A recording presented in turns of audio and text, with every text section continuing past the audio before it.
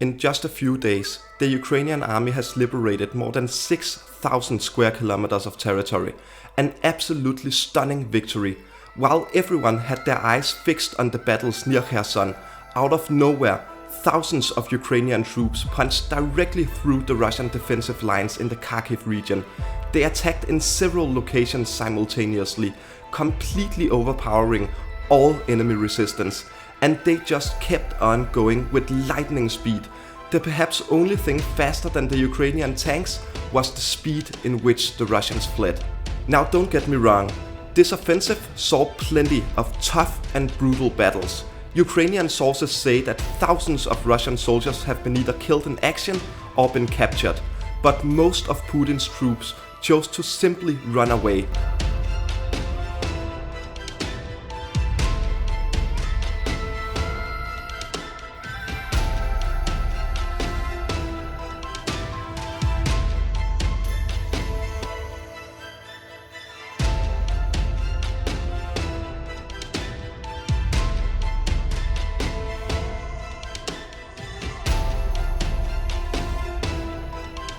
Within just the first few days of the offensive, the Ukrainians managed to push deep into Russian-occupied territory, liberating many towns and villages.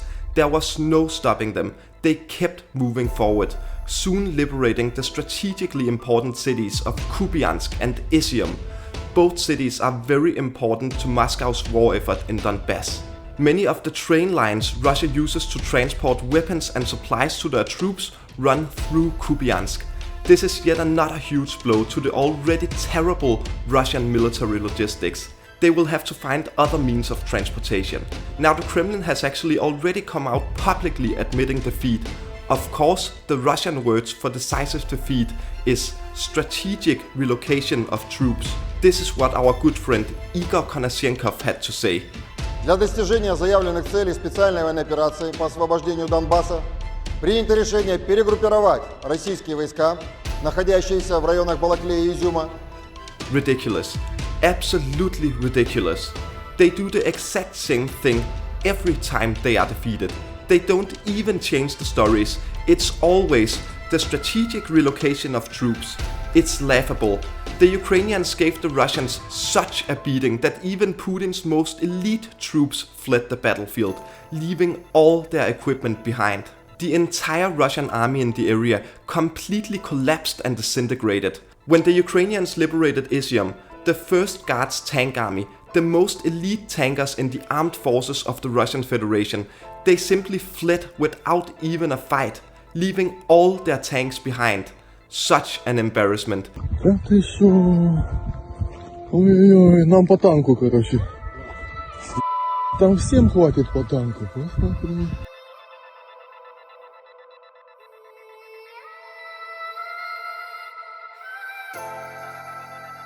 There are also reports stating that the first ones to flee were the officers in several regiments. And can you really fault the conscripts for running away when they see their elite soldiers and officers doing it first? And as the Ukrainians routed the enemy, the Russians didn't just retreat back to other defensive positions.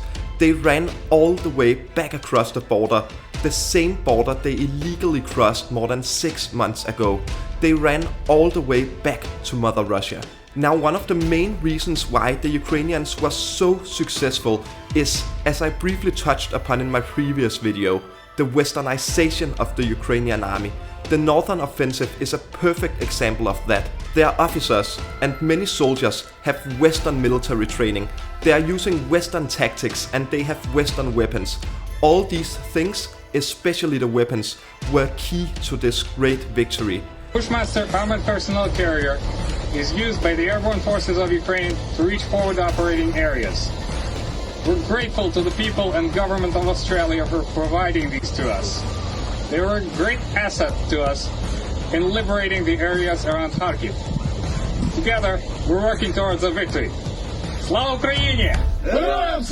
The long-range weapons, such as HIMARS, allowed the Ukrainians to target important enemy locations in the rear, such as ammunition depots, command centers, and logistics, making it very difficult for the Russians to not only move their troops around, but also giving them bullets for their guns. Furthermore, the morale problem in the Russian army is extremely significant, as in they don't have any at all. They have been in occupied territory for more than 6 months, repressing the population. No one wants them there, no one likes them. They have seen all the atrocities their fellow soldiers have committed. No wonder they have low morale.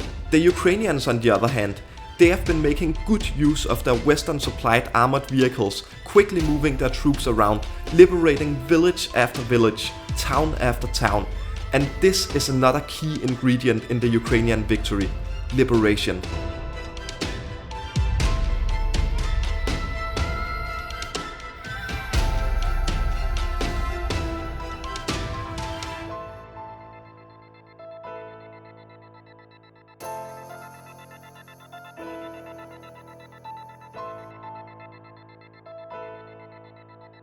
When the Russians occupy Ukrainian territory, people don't want them there. They hate them.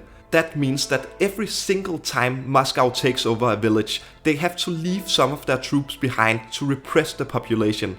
You know, taking people they don't like outside and shooting them in the head.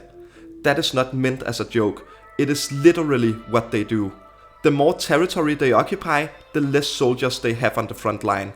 Now the Ukrainians, on the other hand, they don't have this problem. When they drive into a village, when they liberate a village, people come out of their homes, waving Ukrainian flags, hugging the soldiers. They are euphoric to be free once again. 6 months of brutal oppression is over. The Ukrainians don't have to leave any soldiers behind to control the population. They can just keep on going with the same strength, and they did.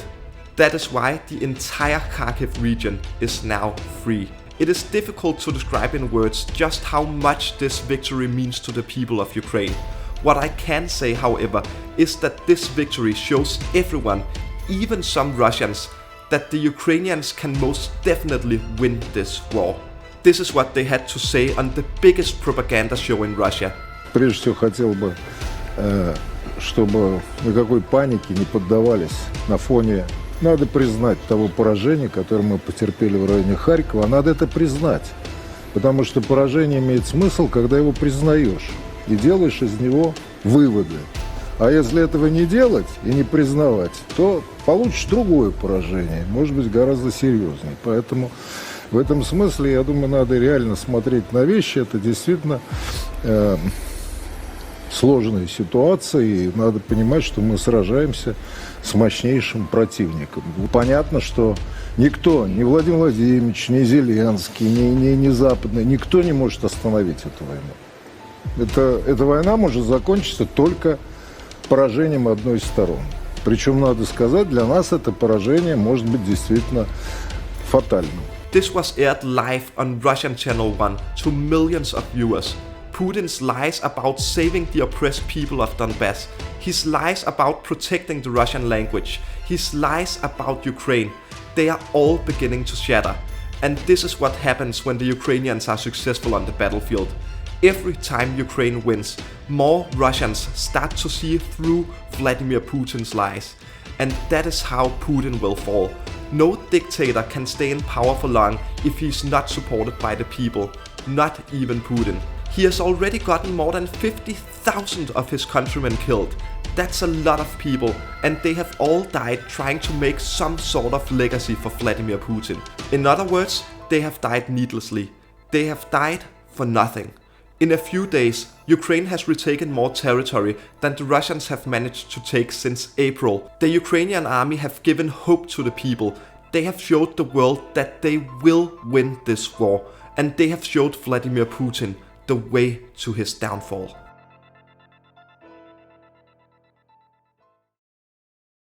Thank you so much for watching. Please remember to like the video, leave a comment, subscribe to my channel and click the bell button. I would also be very grateful if you would share this video.